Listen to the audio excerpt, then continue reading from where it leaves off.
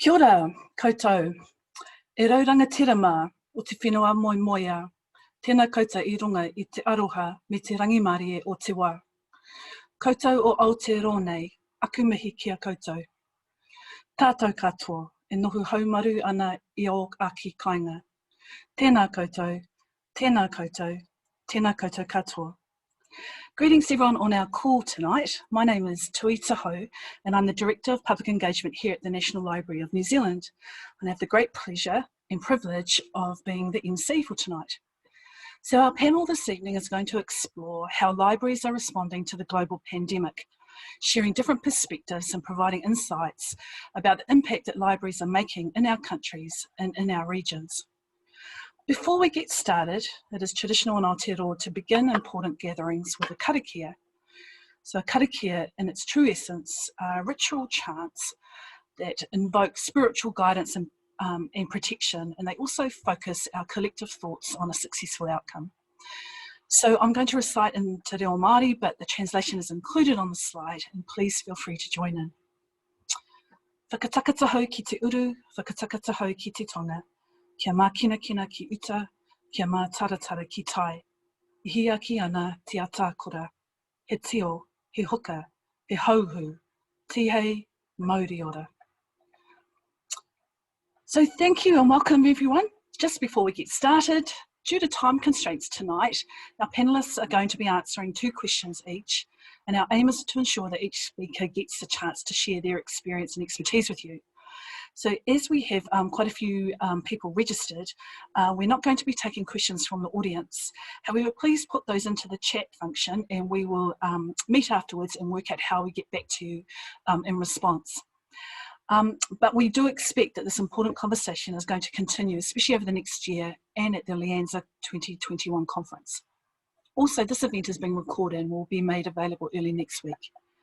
So without further ado, I'm going to hand over to this incredible bunch of people, and they're going to introduce themselves with a slide, and I'll be back in touch after the end of the introductions. Ka pai, let's get started.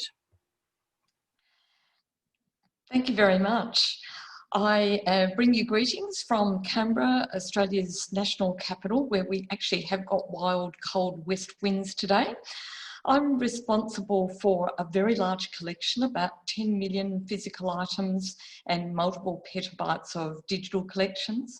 I'm also responsible for our iconic building here by the shores of Lake Burley Griffin, for all of the services that allow us to reach more than 30 million people a year, and like our colleagues at the National Library of New Zealand, responsible for the national infrastructure that keeps libraries and increasingly other cultural institutions glued together. But I also feel really responsible for stewarding and refreshing the culture of the National Library. So I will also mention that in June last year, before we knew we were going to have smoke, fire, hail and pandemic, we embarked on our first whole of organisation restructure in 20 years. So to say that 2020 has been a big year would be very much an understatement, but one that we are still weathering. And last, I wanted to say I love your country. In my last visit, I enjoyed doing the Alps to Ocean cycle, and I can't wait to get back so I can get onto the Otago Trail on my bike. Thank you.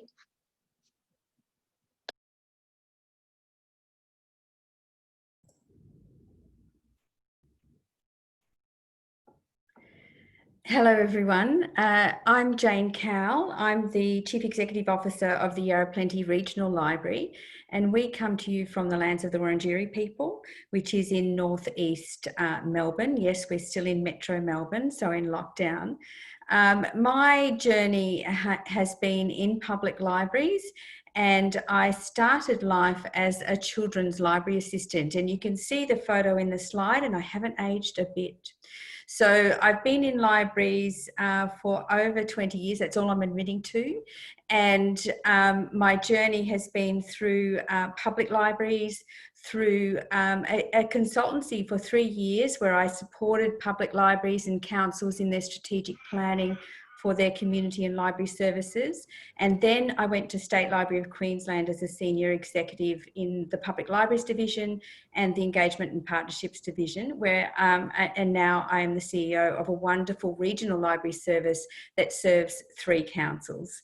It's lovely to be with you today, and I want to acknowledge all the wonderful panellists that are here, and I'm really eager to hear what they've got to say too. Thank you. Tēnā koutou. I te tutai ngā mihi ki a koe tui mō tō karakia timatanga. I te tuarua ngā mihi ki ngā kaiwhakahaere o tēnei hui.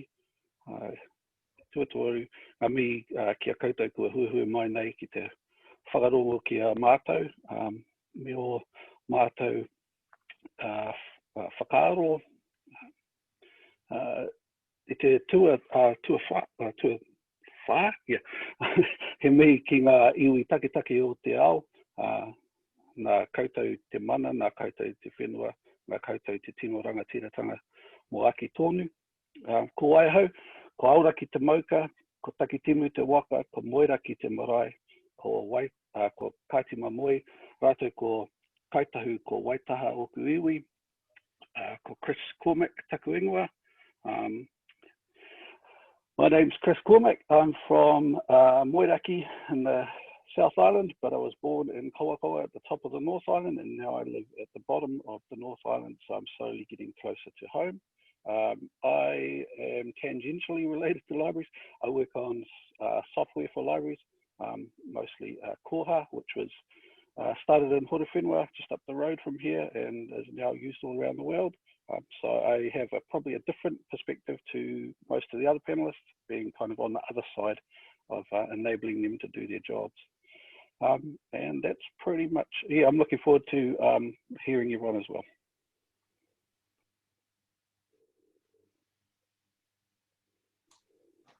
Kia ora koutou katoa, ko Merla Edmondson taku ingoa, ko te amorangi hau o ngā pātaka kōrero Tamaki Makaurau.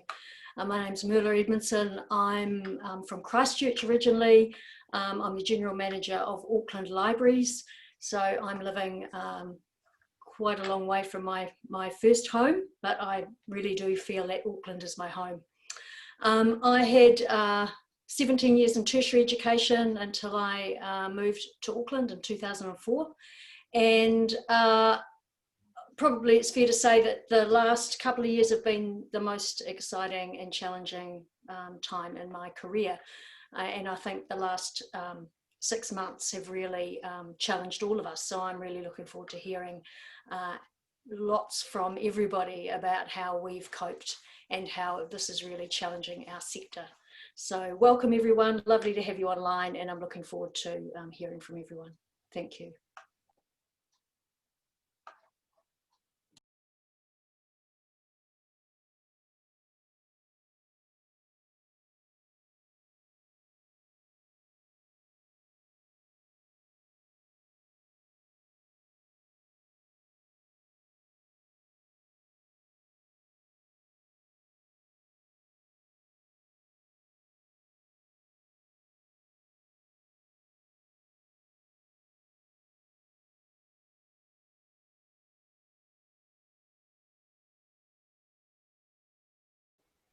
Sorry, Elizabeth, we're having trouble hearing you. Can you just unmute your microphone there, please? Hello, can you hear me now? Okay. Shall I start again? Sorry about that. Nisambola Vinaka, Kia orana, Maori, Omayoran, Talofalava, hello, welcome. Malo Lele, Whakalofa atu. I'm Elizabeth Reed Fong of Fijian, Kiribati, Samoan and Irish descent. A real fruit salad by Pacific standards, and I'm the University Librarian here at the University of the South Pacific in Suva. I've worked in the library field for over 40 years, and whilst my working life has been spent mainly in academic libraries, my involvement with the Fiji Library Association and my work at USP, which has libraries in 12 countries and a total in the network of 27. and my involvement with the Fiji Library Association has seen me participate and contribute to the development of school libraries, special libraries, and community libraries, both here at home and in the region. I've chosen this map of the region just to show you how we're spread out over 3 million square kilometers of ocean.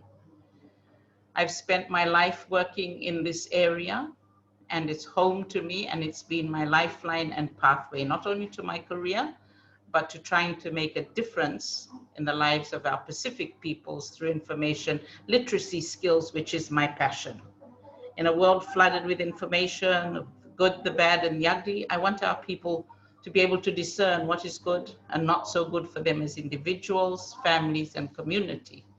And building on what used to be earlier user education programs, I've moved to what we could now call information literacy programs, and using in our big digital collection of materials since 2007, when we started building that, we now have access to a wide range of materials. And it is the only way to bring equity to our users spread across these millions of miles of ocean. So I think we've managed to embed information literacy through our programs from undergrad to postgrad.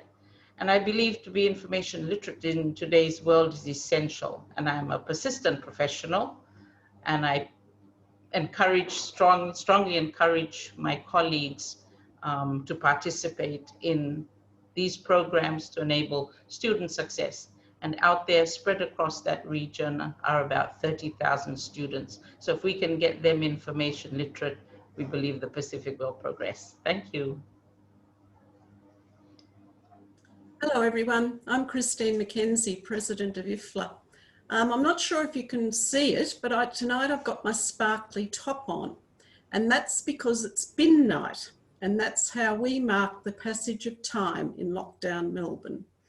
And I remembered it was New Zealand who gave the world dress up to take out the bins, and so this is my homage to New Zealand. These two pictures are 45 years apart. And for all those years, I've been a public librarian. I've told my story of the three main impacts of my career: the job exchange to Baltimore County, the parachute jump, and joining the Bertelsmann Network a few times now. And so I thought I'd mention some of the other big influences on my career. Firstly, getting involved with ALIA in the 1990s. I joined a number of groups over the decade: Public Libraries, Reference and Information, and Vic Branch. And I learnt useful things like editing newsletters and chairing meetings. I was president in 2003, which wasn't nearly as eventful a time as this is now. And one of the things I learned in those times that it's most satisfactory when your professional colleagues become your friends. The second thing is when Alison Dobie and I identified the need to provide opportunities for young librarians in Oceania. So we approached Global Libraries to fund a program that became INALI Oceania. And over 5 years, we ran a leadership program for 2 cohorts of emerging leaders from Australia, New Zealand, and the Pacific. And that's become the Pacific Libraries Network, and it's great that you're here, Elizabeth, with us today. And this program was a real privilege and honour to work on, and I learned so much from our innovators and the mentors and sponsors who were involved. And the third thing I'd better mention is IFLA, of course. I joined the Metropolitan Library section back in 2003, and being part of that group was very special, and we had one of our midterm meetings in Auckland. I then stood for the governing board in 2011. IFLA's given me so much. I'm so happy I got involved. So that's a bit about me.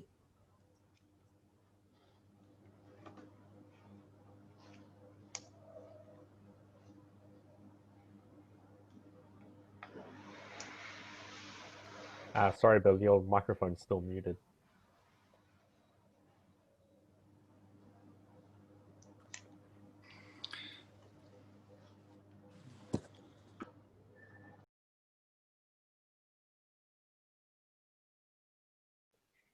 We almost had you there, Bill, but I think must have tapped it. Who's that? Good. Kia ora tātou. My name's Bill Mcnutt. I'm the National Librarian of New Zealand. It's my very great privilege to lead the team of people that you see in this wonderful photograph, including Chris CK, who will be speaking shortly to you as well. I've been in libraries for 47 years, and this year I will be retiring as National Librarian, and I can't wait to hand over this wonderful job to my successor. I started my career in my hometown of Stirling in Scotland, moved to New Zealand 15 years ago, and I'm proud to say I'm a New Zealand citizen. And what a wonderful part of the world to be living in at the best of times, and particularly during COVID. What a wonderful place we have to live in. I have got a little bit more to contribute perhaps during the discussion later on, but for now, that's me. I'll hand over to Sue.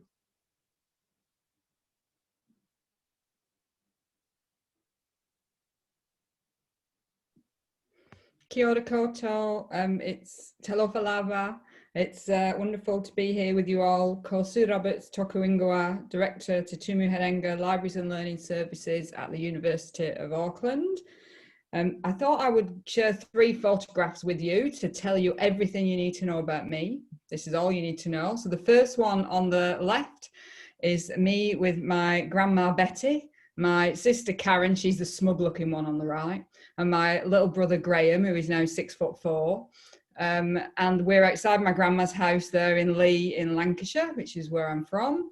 And I was the first in my family to go to university, and it changed my life, and it changed the life of all my siblings and all of us really as a clan.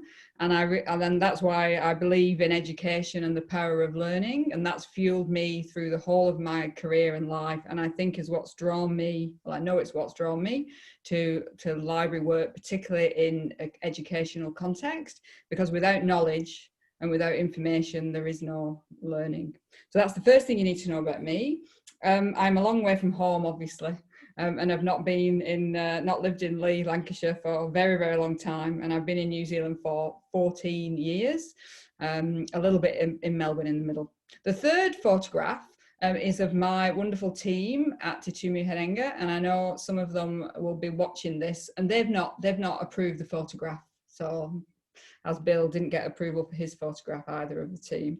And it's been wonderful working with them over the last few years, but this year particularly, we all stepped up amazingly, and the wider team that aren't pictured here through the challenges. And then the final photograph in the middle was taken last week, which is me sat on my deck at home in Auckland with my Brittany Spaniel Riley. And I just feel so happy when I look at that photograph, because I love my life here, and my husband is very upset that he wasn't on the photo, but too bad. He's not as attractive as the dog. And that's enough for me. I'm really thrilled to be here, and I look forward to hearing what all the panelists have got to say.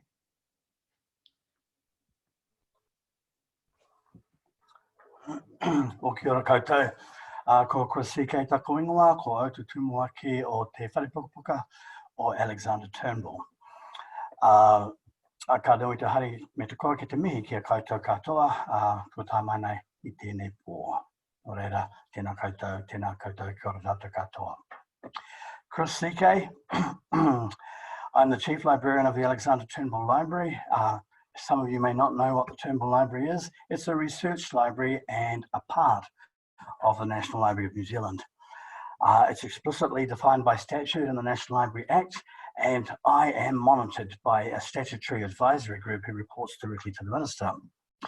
We have around 90 staff. We account for around a quarter of overall National Library staffing across the country.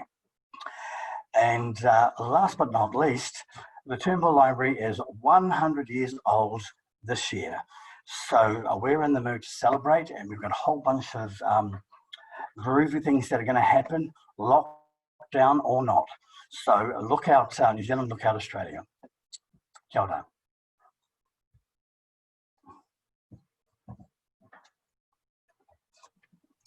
Well, kia ora everyone, and what an incredible panel lineup we have this evening, and thank you for your introductions. So we have a few questions here, and the first one is for Marie-Louise and for Merla. The question is, what has been the most striking impact of the pandemic on the library service, or the part of the sector that you're most familiar with? We've seen some fairly significant impacts on our collecting program, and of course as the organisation charged with collecting Australiana, that does matter. So we've had to put our big oral history program on pause. It's not safe to do it. We have almost no archival collections coming in, and we've also seen some big disruptions to our overseas collecting supply chains. I think they're all quite short term, so I'm not really that worried about them.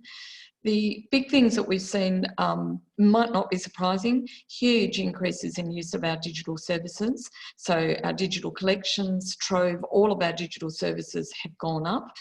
Really big increases in reader registrations, reference inquiries, use of our e-resources. It might not be surprising that our digital classroom, which had already gained a lot of traction with teachers around Australia, has seen use triple over the last year, and it's really very heavily used. What might be a little bit more surprising is that our Trove data services folks, so that's like the people looking after Tupuna data, have been kept incredibly busy because librarians like you, all locked up at home, have been really busy cleaning up data, cleaning up holdings, upgrading records, adding Indigenous subject headings to records. So that was probably a little bit of a surprise, seeing huge demand for that part of our service, and not particularly easy to deal with when, like everybody else, we had almost all of our staff working at home for many months. So I guess if I was to put it in a nutshell, I'd say that the pandemic has absolutely demonstrated how necessary we are, how essential we are to the 25.5 million Australians scattered over a very big continent. So it's a good news story from our perspective. Nobody can be in any doubt about our utility to our citizens.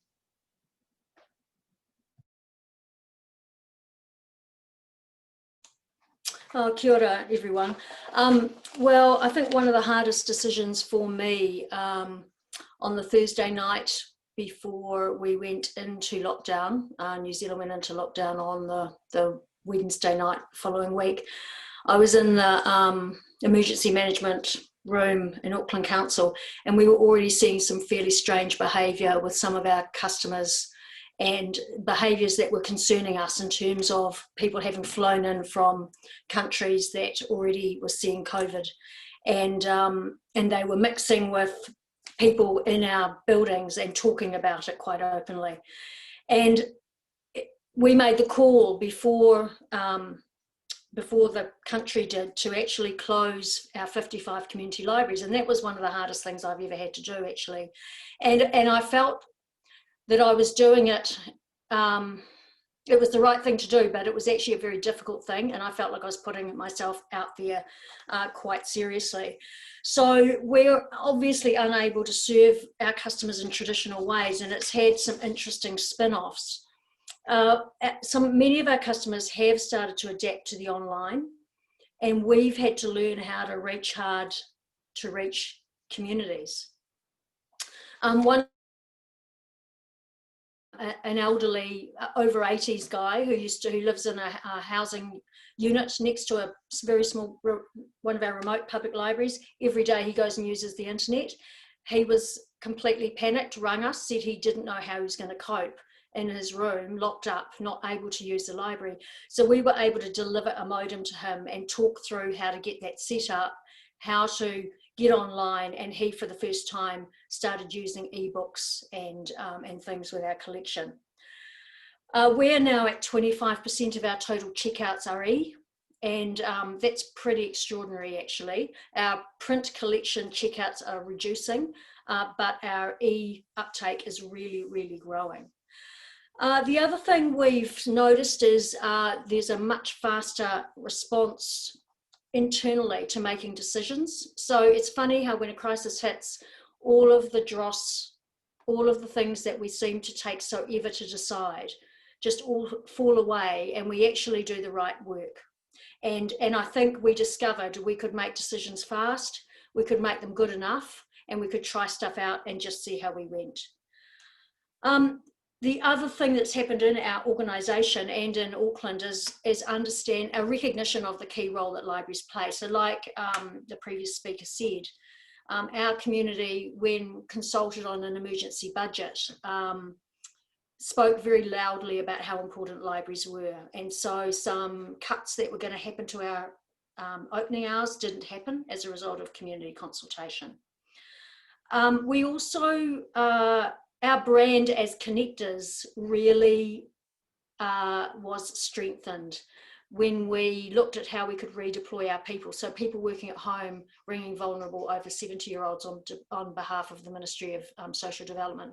That story got so much airplay that it was worth it. To make that decision for us was worth it. It's just paid off in spades for our reputation. So I think I'll leave it there, but there's a lot more that could be said. Thanks.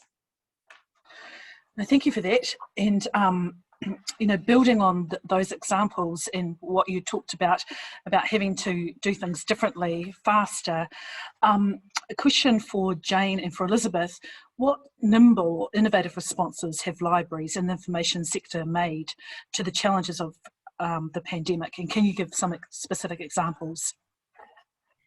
Thanks, Tui. Yes, I think we were. I think we were one of the industries who were most nimble in the pandemic response, because we really looked at what our local communities needed and were able to pivot really quickly.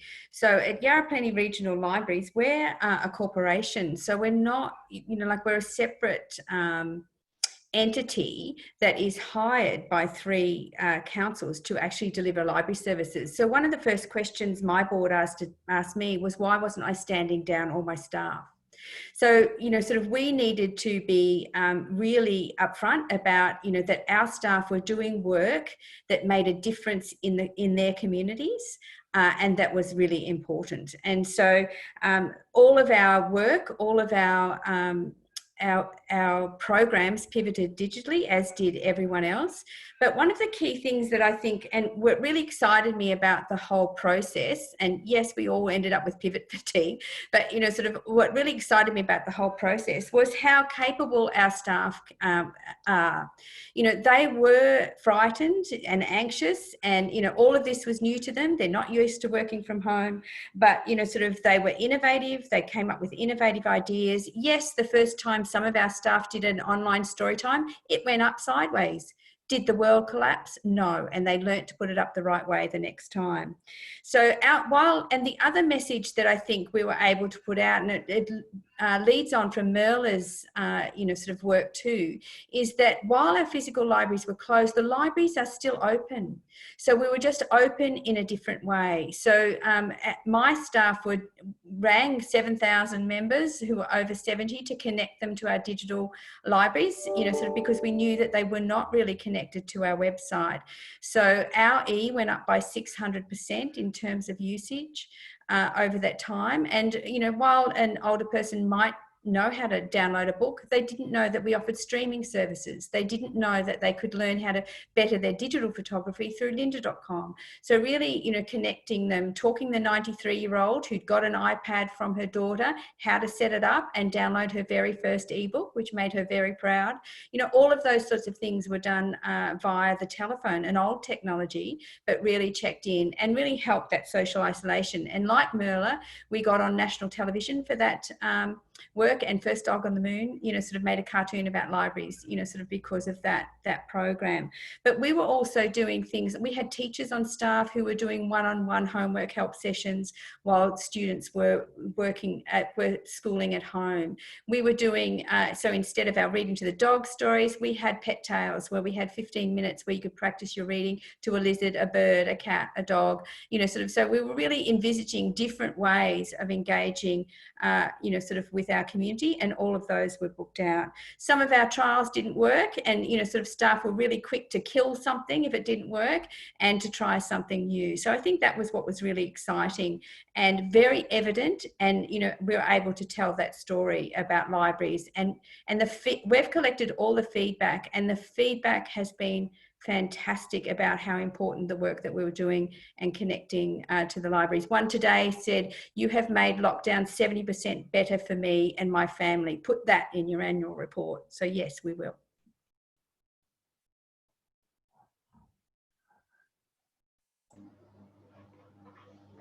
Okay, it's Elizabeth here. I think libraries have always been pretty nimble, but this really proved at just how nimble we can be. And here at USB, we became the initial source for information on how to deal with COVID. We were bringing together information published all over the world, plus our local, what was coming out locally, bringing it together for our university management and students so that they could share it with the region. We didn't know what was coming, how it was coming, but that was something our staff did, and I think it raised our profile even further. They think, wow, you guys are doing something great. So we did that. Something that the university initiated was an outreach space. And this was mainly to do with technology, taking the university out to the community. And they were saying, we'll call it an IT space. I said, it was my suggestion, because we have a learning commons, that we should call it an outreach commons and do more than just provide an IT space. So that means SAS, the School of the admin people, enrolling students use it. The library uses it for information research skills. We said to the IT people, let's put in some lounge chairs. Let's make it a welcoming, relaxing space where interactive learning can take place. So that's something that was established as a result of this. And I must say that vendors have been very responsive. We pay a lot of money and we're always looking at our budgets, and vendors have come and extended periods of subscription, widened everything out. So out here in the region where we've become very dependent on digital resources, this has worked really, really well for us. Also, it made our academics understand what we were talking about when we were saying, when you go for a subscribe to item, a paid for item, can you look for an open access item, something that's freely available, and match it up? So it made us also look very closely at our reserve collection to see if there were alternative titles for our students who weren't able to come to campus to have access to. So I think it streamlined for us what we wanted to do. I think the other nimble thing we did was, many students do not have the technology they need, and so we issued out tablets. The university, in its first year experience, gives out tablets to students, but they stopped it in 2019. So we looked around to see what was still available, and we found 800 tablets. So we brought some to Lovala and we packaged the rest, and flights going out. Eventually, over a 3-month period, we distributed them to the campus libraries for our students out there. So it was, we were responding to what was happening and what was coming through. So, and for a number of our staff working remotely was a new learning experience. So they came back with more skills that they'd acquired during that period. So I think for us, whilst COVID has been a challenge, it has made us rethink some of the best practices, like when materials come back, what have we done? We had to think about spaces, but I do agree with what Merla said about bringing the staff together and everybody really, really working very closely together. Thank you. Kia ora, that was fantastic. So just building on that, on what was nimble and innovative, question for Chris and for Marie-Louise. So what library initiatives developed as a response to the pandemic do you hope will become part of what libraries do into the future?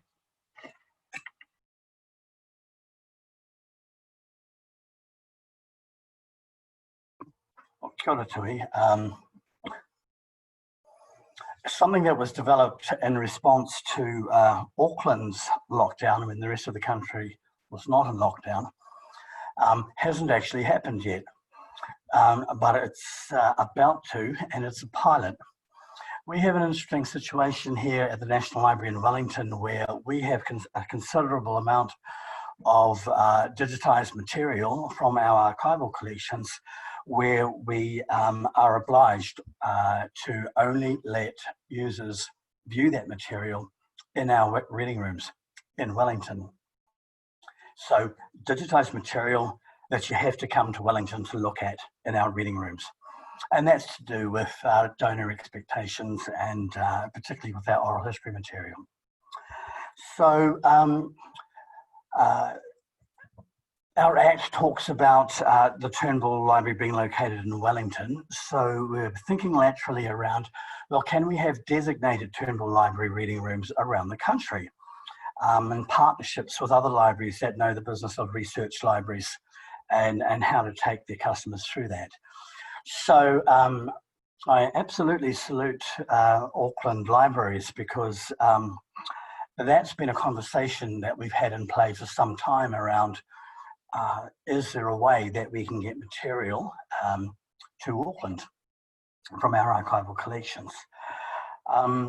Prior to the pandemic, that's proved to be more complicated than we might have hoped. We were really willing to get that material out of Wellington, but there were some technical complexities, I guess, that made it seem like it would take forever. When the lockdown situations happened, it became evident that, look, research cannot stop. The production of new knowledge based on our collections cannot stop because we're all confined to our homes or our regions. And so Auckland came back to us and said, oh, you know, people can't even come to our libraries now. Is there something we can do? And that was compelling enough for us to work out a situation that we're going to pilot. Starting later this month, will be a pilot that finishes at Christmas time to see what we've learned, where our colleagues in Auckland can endorse the users that use the Turnbull collections, ensure that they understand what the conditions are of use and reuse and publishing or not. And we're going to give that a go and see how that goes. Now, I'm full of confidence that that's going to work brilliantly, particularly with our digitised sound collections. The holy grail here is that, of course, if it's digitised, we need to find a way to get it into people's hands in a way where people will act with integrity in terms of how they use it, because that's the pledge we've made to the people that have donated the material to us in the first place. So if that's the holy grail, I'm convinced that working together as a wider network, we can find solutions to some of those things. Now, if it can work for Turnbull, I reckon it can work reciprocally. So thank you, Auckland. It's going to be brilliant. And everybody watch this space come 5 years' time, because it's exactly what we'll all be doing, I reckon. Kia ora. I might pick up on that, Chris, actually, and say that here in Australia, there is another round of copyright reform going on. And, you know, copyright is always with us, and you've just got to stay in the race. But there's no doubt that our colleagues in our portfolio department charged with these reforms and our minister have really, really opened up their thinking as a result of COVID, because there have been such issues with schools and universities not being able to access stuff that they should be able to access. It's really highlighted those issues. So one thing that I think that we've done is we've put far, far more work this time into providing really detailed data, case studies, and information about systemic kind of implications of some of the things that they're thinking about, which are much, much broader and bolder than we have ever seen before. So we might not have put so much time and effort into it, but it looks like we might get somewhere. At the national level, I wanted to mention National e-Deposit, which is an initiative of National and State Libraries Australia. Now, it's just over a year old.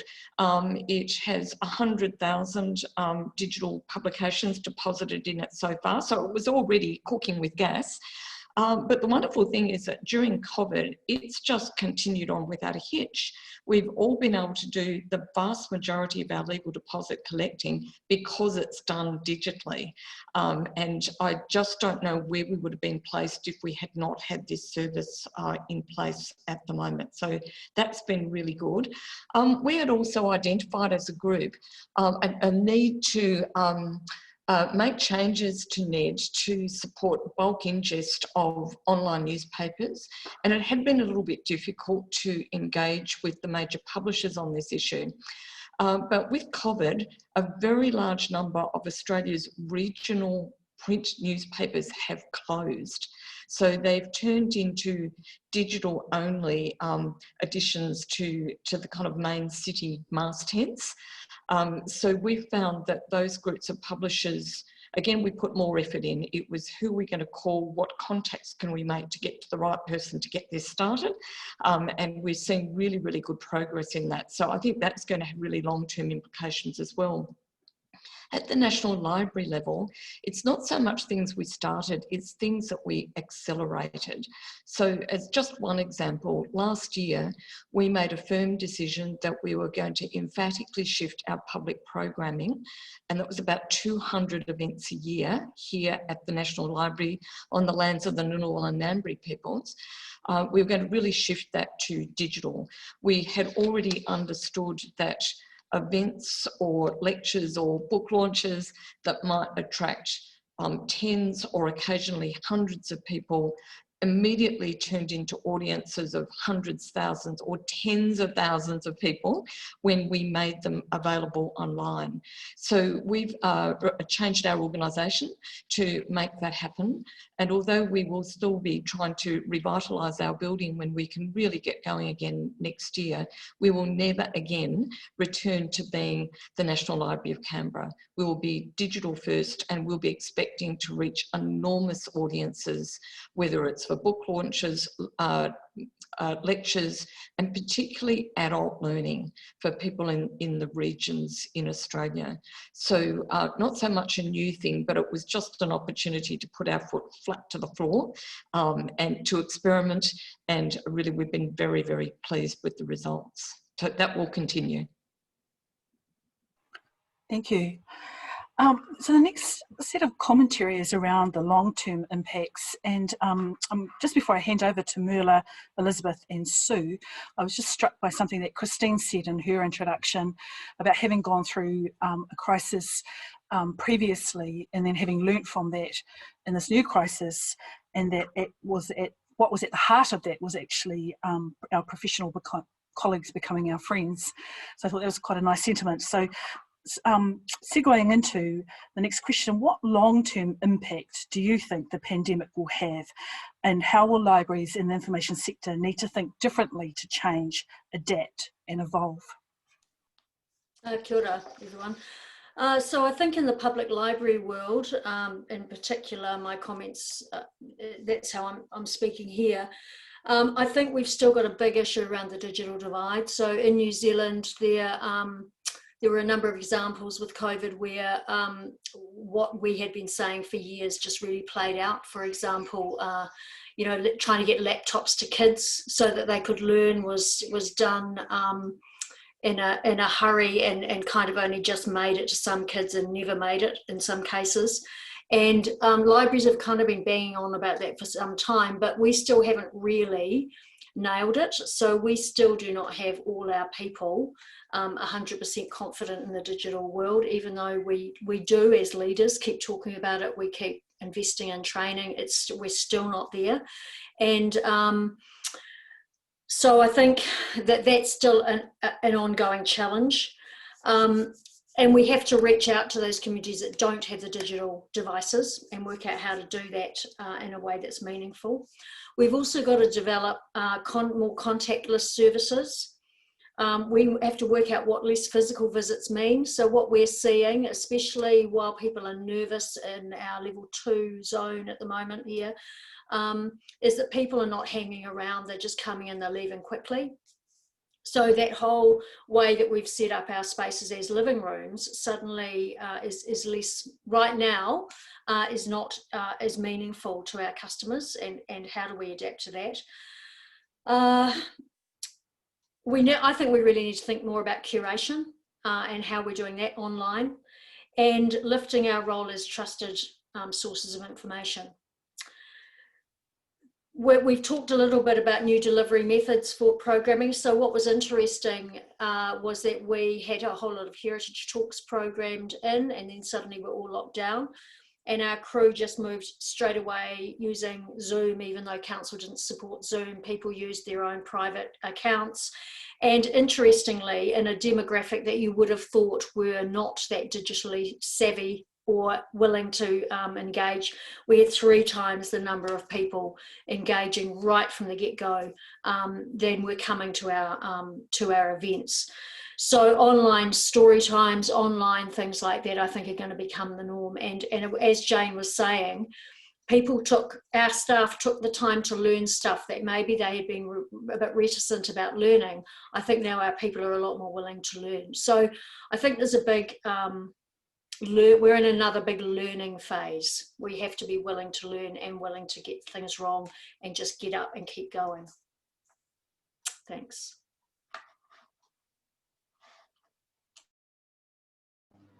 Okay, it's Elizabeth again. Long-term impact. I think it's going to be difficult for Pacific libraries, especially public libraries and special libraries, to stay in the business.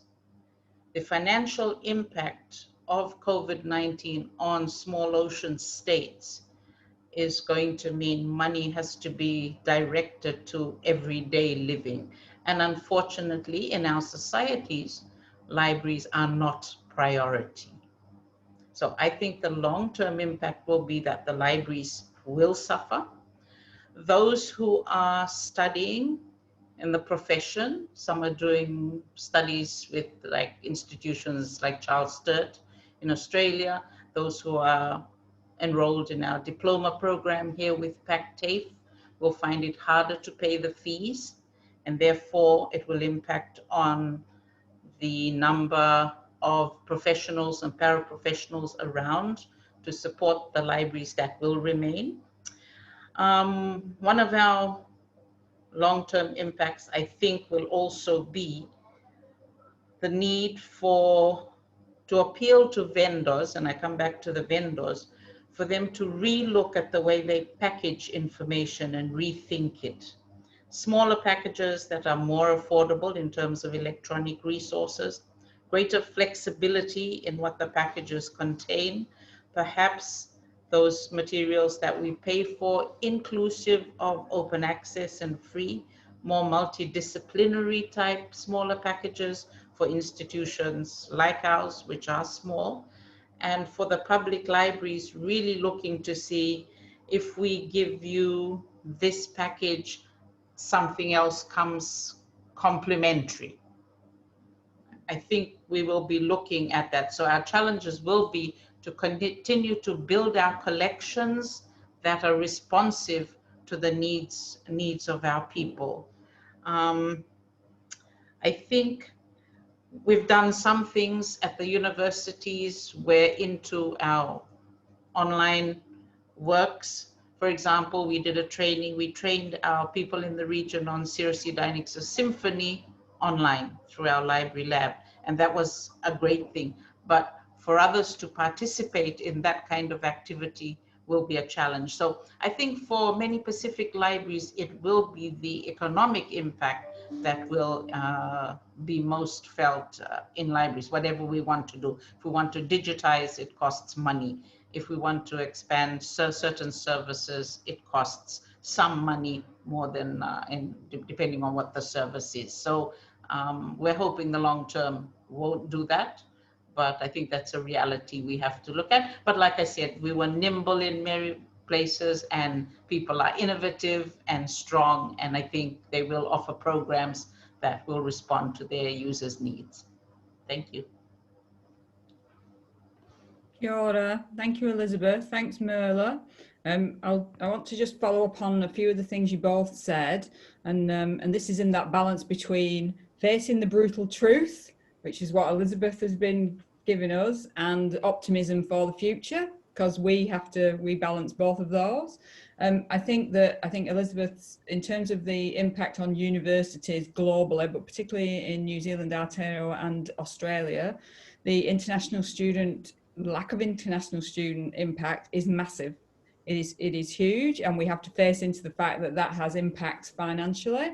And I think one of the answers for us is more partnership. So that's more partnership, and I know we're going to talk about this a little bit later on, across the sector, but actually more partnership within our own organisations to come up with some really creative answers. And that's what we're doing at the minute. We're thinking that through at the minute.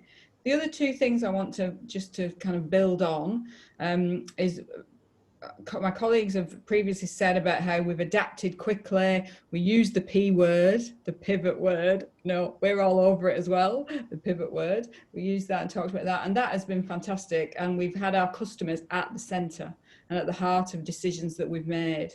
And I really hope we can keep hold of this, not the customer bit, the flexibility, the adaptability, the speed.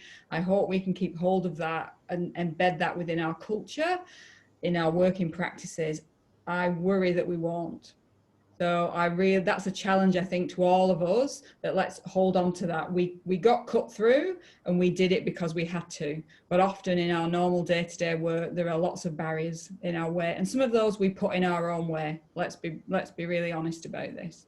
And then the third thing I just want to say, in terms of what I think the long-term impacts that we've not yet talked about, I think one of the long-term impacts is the massive impact on remote and flexible working. So certainly within the university context, we could have worked remotely and flexibly before. Most of us didn't. We've now had to do it. We are never going back to what we were like before. So even in between lockdowns, we came back onto campus, but we changed our attitude, we changed our approach. And I think that's on the whole really positive. So we're no longer in presenteeism mode, we're in outcomes mode. And I think thinking that through, there will be big impacts on workspaces, work habits, people's own personal lives and how they balance work and everything else. And I think there's some challenges in there as well, but lots of positives. So they're the three things I wanted to build on. But thank you to Merla and Elizabeth for the pearls of wisdom. Kia ora. I was struck by that, balancing the brutal truth with optimism for the bright future. When many of the panellists were introducing themselves, something that struck me was this being nimble and responding to serving many, but then also great care and dedication to serving individuals and providing services there. So a question for Christine, Jane and Kōrero. What exciting opportunities do you think are ahead for the library and information sector, and what steps could be taken locally, regionally, nationally and globally? Thanks, Terry. Well, I'd like to take a global perspective on this question, and I'll talk about some of the opportunities I think we've got. Firstly, I think we can really ramp up our advocacy for libraries. I mean, there's so many good stories now about how libraries are adapting and innovating, and we can build on those. And Jane's told us about how Yarra Plenty was recently in the national news, you know, with their story, with how they connected with their older borrowers. And New Zealand's $60 million for libraries. I mean, that's really got international attention. That's just so fantastic. I think communities are really eager to come back together. I was on another webinar yesterday, and there was a librarian from Jordan, and it's a bit like Merla's story. This librarian said that one of their borrowers tweeted that they cannot breathe without their library. So I think we've got a really great opportunity to show how we can bring the community back together. And I also think we've really got a good opportunity to champion the United Nations 2030 Agenda and the 17 Sustainable Development Goals. The world is not getting any better. I kind of watched the debate earlier. It is hard to imagine that this can even be happening, but it is. And there is a plan. The targets for the SDGs give us a roadmap forward. Climate change is urgent. Growing inequality is urgent. And we as individuals and libraries can do stuff. 65% of the targets needed to be achieved locally. And the IFLA website's just posted 5 ways you can show how libraries are supporting the SDGs. From as simple as printing off the poster to promoting them, through to ways of taking the message to decision makers and influencers. And then the third opportunity I'd like to talk about is one that IFLA's working on, and that's creating a hybrid library conference. In a parallel universe, we would have just finished a fabulous, successful IFLA Congress in Auckland, but we're in this universe. And we've been hurried up to get more innovative and creative about our annual conference. And I've been involved in a couple over the past week, and there's no doubt we're getting better at them. The computers in libraries and Occupy Library conferences were both really good. So our opportunity at IFLA is to create an interactive participative hybrid conference for Rotterdam in 2023. So I think there are 3 opportunities we have to better advocate for libraries, to promote and act on the UN 2030 agenda, and to think about how we can create new kinds of conferences.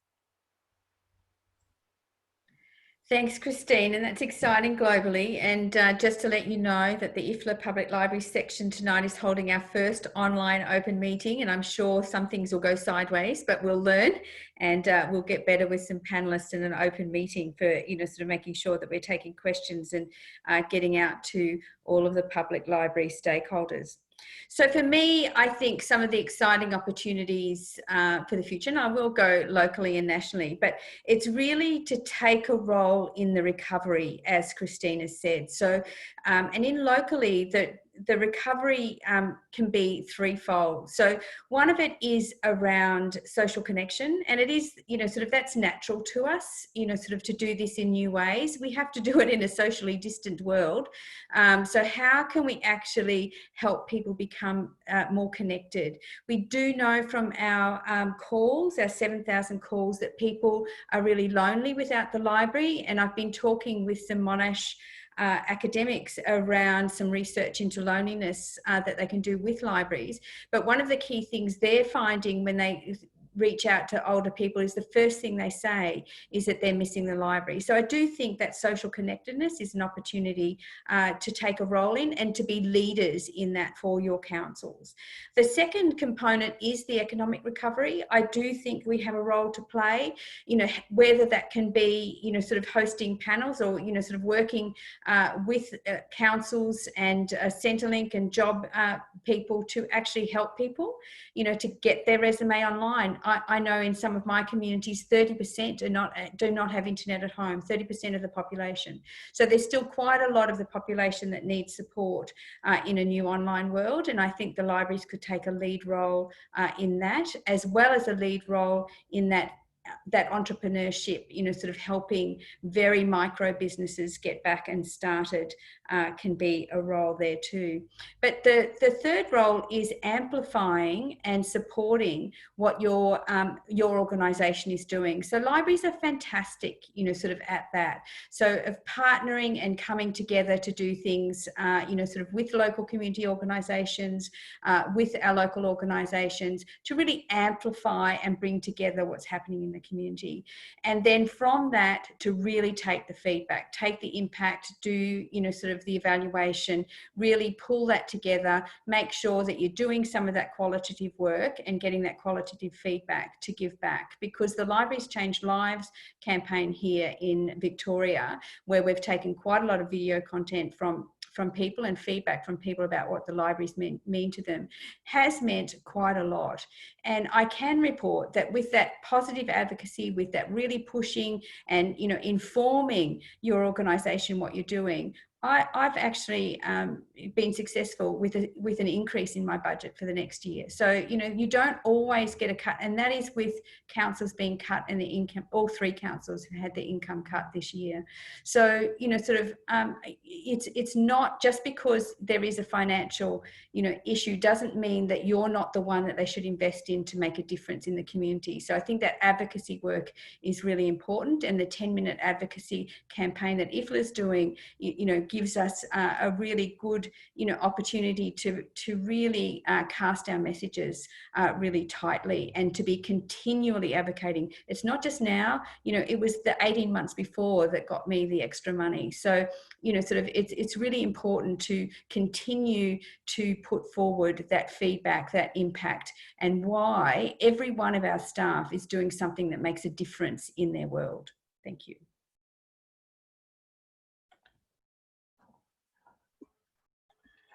I think for many of us, one of the things that will inextricably be linked with the coronavirus, the global pandemic, is the Black Lives Matter movement. Okay, so there we saw hundreds of thousands of people worldwide out on the streets, putting their lives at risk in terms of social distancing, because it's an issue that matters, and it matters all around the world. Let's not forget that with coronavirus, people that are most likely to be seriously ill or die are elderly people and people of colour, Indigenous populations who have the compromised health situations, comorbidities as we hear about, because they are colonised peoples. That's the reality of being colonised. And so when a pandemic that affects health, it's going to be Indigenous people and people of colour that feel it the most. And I was, as gruesome and horrific as the situation in America was televised, I am full of hope that it's exactly that which will see us take a quantum step forward in this set of issues globally. And I think it's our library associations, IFLA, that have got real opportunity here to be bold and take it forward. For some of us that work in specific libraries, we cannot talk about Black Lives Matter. Can't talk about it, can't necessarily advocate, but there are some things we can do in the way we do business. And that's what I'd like to pick up a little more in the next set of questions when we talk about decolonising our libraries. Well, let's just move on to that question for the 2 Chris's. So do you think the pandemic gives us an opportunity to decolonise the library and provide more of a tiriti-based service? So over to you, Chris Cormack. Kia ora no tātou. I think we're over our quota for Chris Māori named Chris, and we're both answering the same question, so it won't get confusing at all. I wrote this question and didn't really want to answer it, but I'll have a crack at it anyway. I think it's more for these questions I feel are better for, I'll use the S word, settlers to answer than the people who they have colonised. I think colonial institutions such as libraries need to think about how they're going to do it and ask Māori, but not make it Māoris or Aboriginal or Torres Strait Islanders or Indigenous Fijians issue to do it. Anyway, having said that, I think, yes, the pandemic does give us an opportunity. I think every day we should be looking for ways to decolonise every part of our lives, and libraries are just one of those places we work, just one of those things, I think. But the chance to massively rethink the way we do things, given that we have to, gives us an opportunity to perhaps try some things or to do some things that we may not have got away with otherwise. And one of the, I'm not supposed to do this, but I noticed Anahira's question in the chat around how we deal with the pushing of objects or taonga that are stored in whare and digitising them and pushing them out, and how do we balance that with tikanga and those kind of things. And I think that as we're pushing to a more digital world, we need to think about how do we do that in a way that's not just replicating the structures now that are inherently kind of imperialistic, or I'm not going to say white supremacist, but inherently kind of the way that we've done things in the past is the way that we should do things, but just digitally. So I think it gives us the opportunity now to rethink, go, hang on, maybe the way things we did in the past, the way we grant access to things, the way that we deal with whānau who have knowledge in places like the Turnbull and the archives and the National Library itself and in public libraries, how do we give them access in a meaningful way? How do we let them restrict access to others? Should we let them restrict access to others? All those kind of things. I think this gives us an opportunity as we're moving things digitally to rethink perhaps the way we provide that access. And I think I've blathered enough, and I'll give it over to the other Chris to have a go. Thanks, Chris. So, returning to Black Lives Matter, but for my institution, specifically the Turnbull Library, I was really impressed with the British Library when Black Lives Matter was happening. And they posted on their blog, and were very honest about their collections. They said, you know, in terms of Black Lives Mattering as represented in those century-old collections, it's poor representation or representation of coloured people through a conqueror's lens. Lots of anthropological stuff, lots of ethnological stuff, but actually, in terms of presenting the knowledge of the world, they were very honest and say, it doesn't. And then they went on to say, and this is what we're going to do about that. Now, it's pretty much the same is true of the Turnbull Library. You know, I proudly say that, you know, we're 100 years old this year, but we have a mandate to collect and develop collections that reflect the people of New Zealand. And our collections do not. And we had a really stark realization of that last year in another ghastly situation with the Christchurch shootings. We wanted to demonstrate our support for Muslim communities in New Zealand, and said, well, what have we got in the collections? Nothing is what we had. We found a Quran, and that was it. And we thought, boy, are we failing or what in terms of developing collections that truly reflect the people of this country? If it is true that the Prime Minister said that they are us, well, they weren't us in terms of our collections. So the thing is, it wasn't new to us, and it's not new to most public archives and archival collections. You know, we talk a lot about the loudnesses of the gaps, the silences in our collections. Whose voices are missing? Well, lots of voices are missing in the Turnbull collections.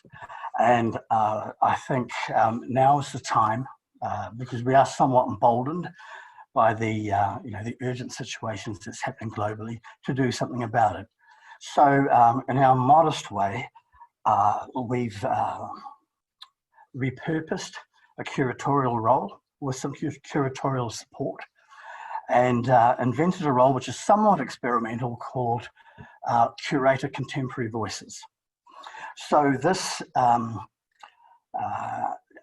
is an intention where we deliberately go out and start forming relationships with various communities and communities of interest that we have no relationship with now. Because when you are in an archival situation, it's those relationships built up over time that will yield the stories coming into public institutions, or work with Indigenous or cultural communities to assist them to archive their stories. So we're really excited about that. We don't know what's going to happen, but we know we are committed to doing whatever we can to support the person that comes into the role and the support that packs around them. They will work across all curatorial areas, and they will have real agency in the way that our collections develop. So it feels good, which probably means there's lots of devil in detail, and there are lots of hooks along the way.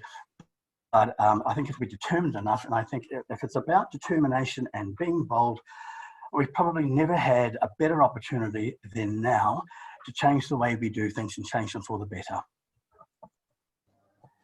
If I may just come in, please, and say something in response. Our library here at Lovala is the only library of its size in our USP region. So when students come here and see the library and experience the services, I think we move a long way into decolonizing what a library can do for users.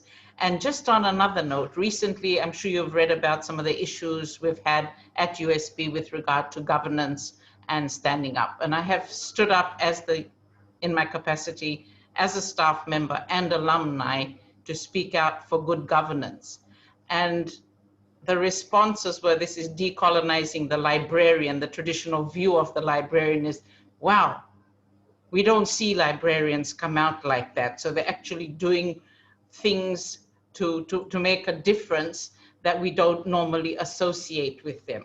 So I think in that sense, our library has decolonized students, and it's changing the view of librarians. Thank you.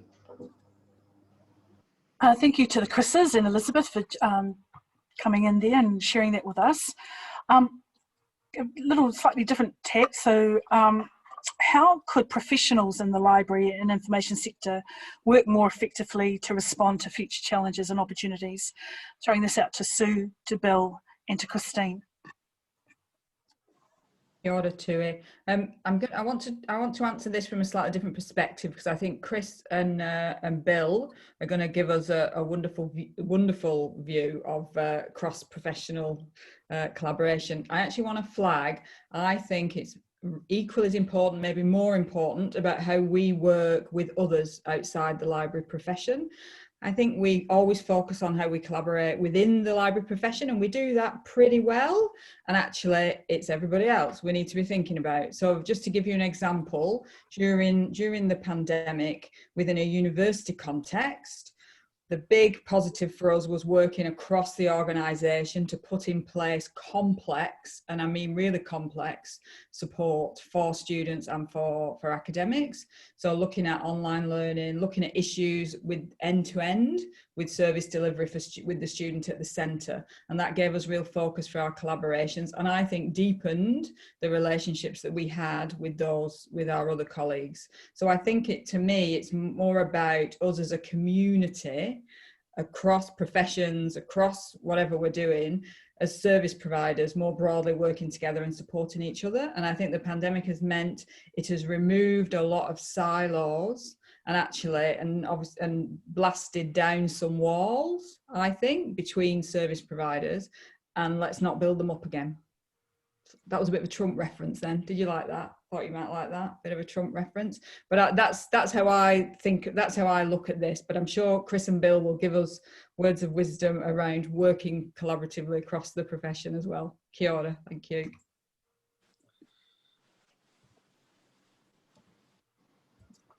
Kia ora, Sue.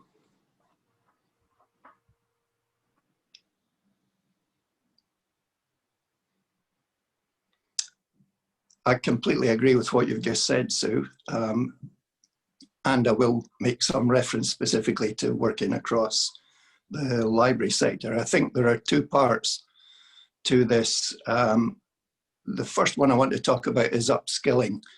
And there's been reference to the $60 million that New Zealand government gave to the National Library to support librarians across New Zealand during the COVID recovery period, because ministers understand the value that librarians deliver in their communities, and ministers wanted to support librarians, particularly public librarians, but we've also been having some rich conversations with school librarians just in the last few days as well. I just want to give a shout out to LIANZA, of course, for the work that they do every year to upskill the profession. But this $60 million includes specific opportunities for us working in partnership across the sector to build the skills of librarians and be better prepared for the future challenges and opportunities ahead. The point that you made, Sue, about partnership beyond the library profession is really important. And of course, for many years in New Zealand, for example, through the National Digital Forum, we have been working in partnership across the GLAM sector. And I just want to give a shout out to a particular piece of collaborative work around developing a Pacific Virtual Museum. And Marie-Louise and colleagues in Australia have actually been the funders. Australia's DFAT has been the funder for this Pacific Virtual Museum project. But that's a partnership working across the whole of the Pacific region, actually, which our Digital New Zealand team here at the National Library have been working hard on. But it's been co-designed with colleagues across the Pacific. And it's that breaking down the silos across countries as well as across professions that I think is going to be essential to future collaboration.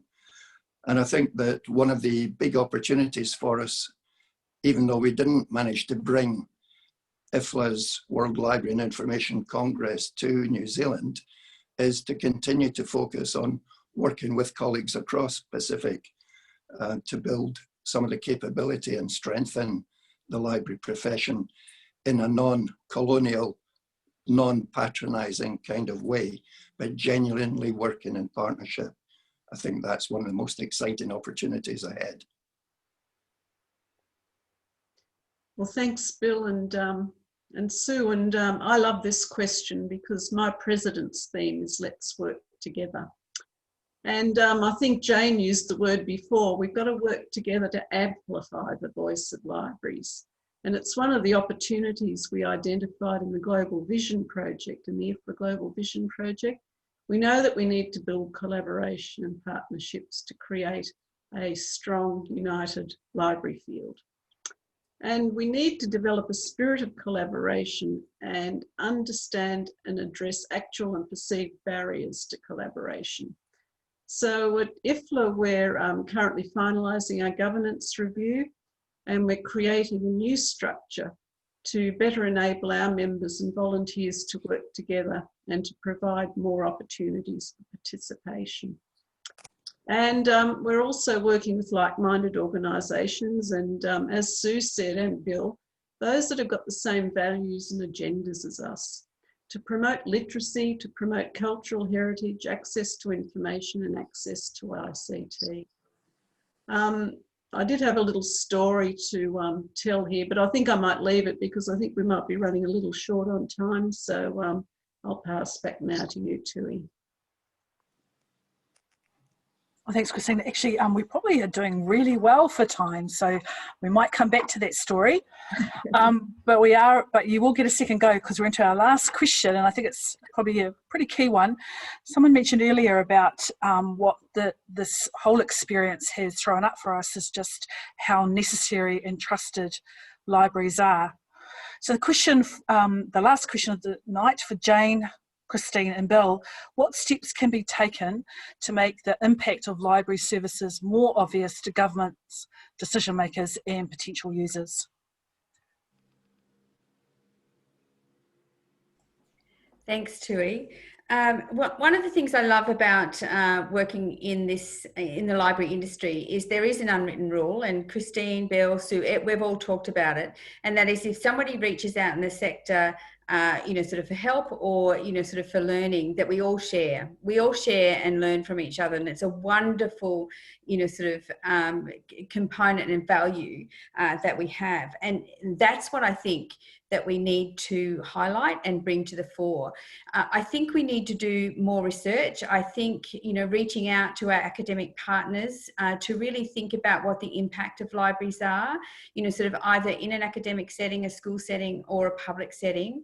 In Victoria, we're setting up for the next 3 years to really focus on the library's impact in community wellness. So really thinking about, you know, sort of what is that impact? How do we all say we do. We all say that we, and certainly the feedback from all the calls and the feedback we're getting when the library's closed is that we're part of the social fabric of people's life. We're an integral part of that social connection and, you know, sort of, and helping in that wellness component. So, but we need proof. I actually think that research component and, you know, sort of building some evaluation, building some advocacy campaigns that work. The Libraries Change Lives campaign here in Victoria will go on for the next 2 years.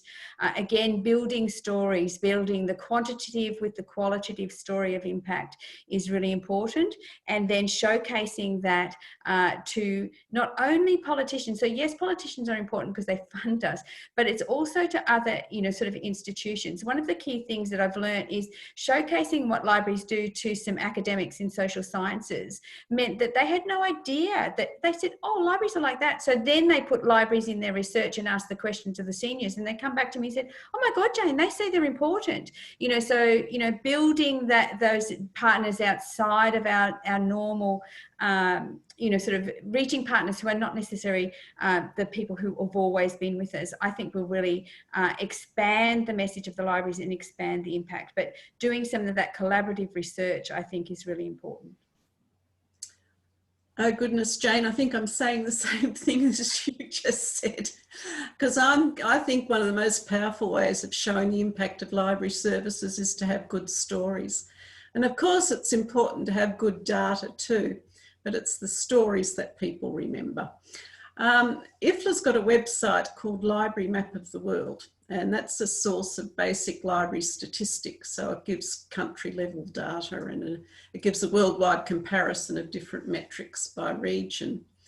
But as well as the statistics, there's a section there for Sustainable Development Goals, the 17 Sustainable Development Goals in the United Nations 2030 Agenda. So SDG stories that demonstrate how libraries in different countries contribute to the goals. Now we've got, there's 42 stories there, and there are 2 stories from Australia. There's none yet from New Zealand, and I'm sure there's plenty of stories in New Zealand that could be added to that. And I think you should put your story in there too, Jane, about phoning people. But one of the stories, I mean, it's a simple enough story, and it's probably something we're all doing, but it's just the way that we tell it, isn't it? So Shoalhaven, this is an example, is a city of 100,000 people south of Sydney. And there are a lot of older people there, a lot of retirees living there. And so the library saw there was a need for older people to improve their technology skills and tackle social isolation. So they formed a partnership with the library, the council, and the local high school, and they started a program called Gen Connect. And students came regularly to the library, and they were matched up with older library users who wanted to learn how to use technology.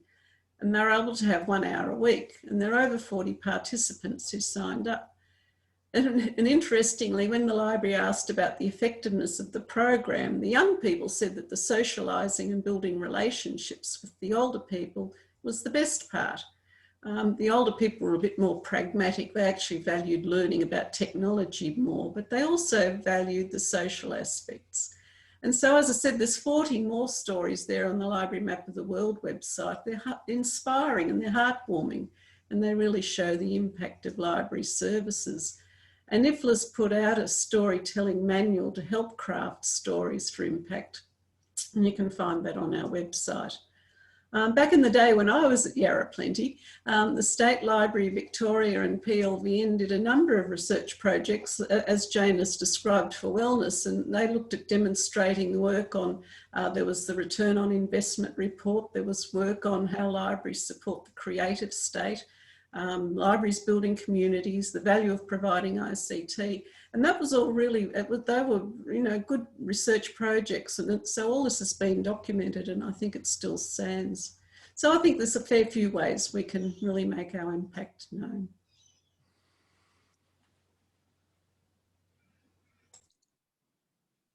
So unfortunately, during the worst period of COVID lockdown, we had some really clear evidence of the impact of public Wi-Fi.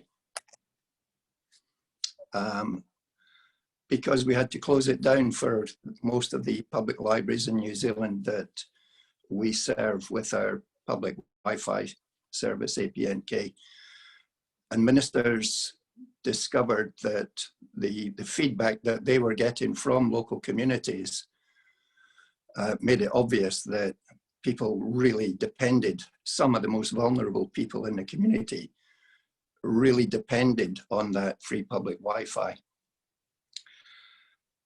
The $60 million program that I was talking about earlier has an evaluation package as part of it, so that at the end of the 2 years of funding that we have, we will be gathering evidence as we go over the next 2 years, so that we can have really compelling stories for library managers at a local level to be able to use.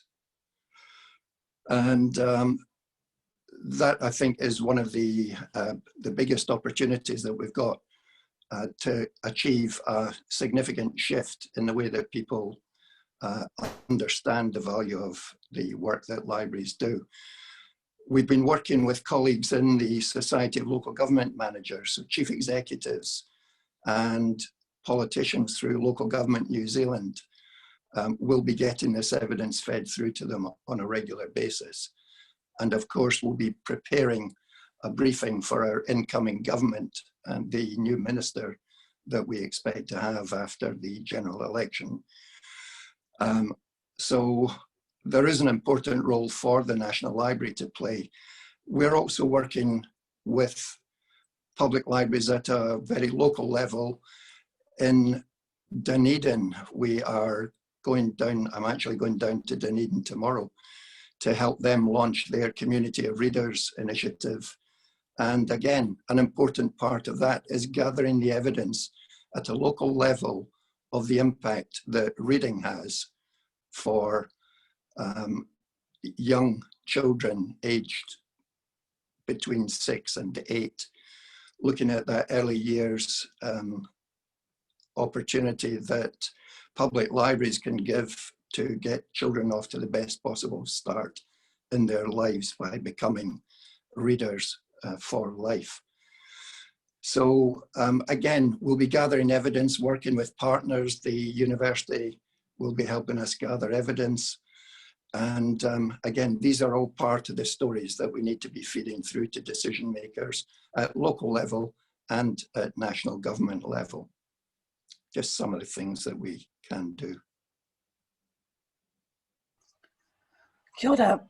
Well, thank you, everyone. We're just about into the home straight now. I think today this evening we've woven an incredible story that's reached all around our region. It's a story that includes, picking up from, I think it was what Marie-Louise said, this has been the most extraordinary year of smoke, fire, hail, Me Too, Black Lives Matter, elections, volcanic eruptions, March 15, pandemic, just to name a few. We've faced challenges and opportunities, and our experience across this region has been, we've had a shared experience, but we've also had a number of key differences. Some of us are still in some form of lockdown, maybe still at home, thinking about our next stunning outfit for the bin, taking out to the curb experience. Some of us are enjoying a relatively normal sense of freedom. Some of us have received large tracts of funding to be able to support our sector. Some of us are contemplating the closure of some of our libraries and colleagues. So very, very varied and rich story woven tonight. If we were all in the room, I'd be asking you all to clap For the panelists, thank you so much for everything that you've offered and given to us tonight. And I go back to the same sentiment shared before. What absolutely came out of that whole experience is how necessary and important libraries are. We've had some incredible questions and comments coming through the chat function. We apologise that we haven't been able to open up to the panel, but I think we'd be here all night if we were to answer those. But LIANZA is going to collate those, and they will either be available in a blog post, or they will be part of something else that I forgot to check on my mobile phone. But just know that LIANZA will be picking that up and bringing through those really rich comments and questions that you've raised. So I'd just like to thank you all again, and we will close with a karakia that will be coming up onto the screen shortly. And then sometimes with Zoom, I know it can be a little bit awkward. What do I do? When we're finished, you're free to go, and we wish you the very best. So karakia whakamutunga. Kua mutu a mātou mahi mō tēnei wā. Manakitia mai mātou katoa, o mātou hoa, o mātou whānau. Aio ki te au rangi. Good evening, everyone.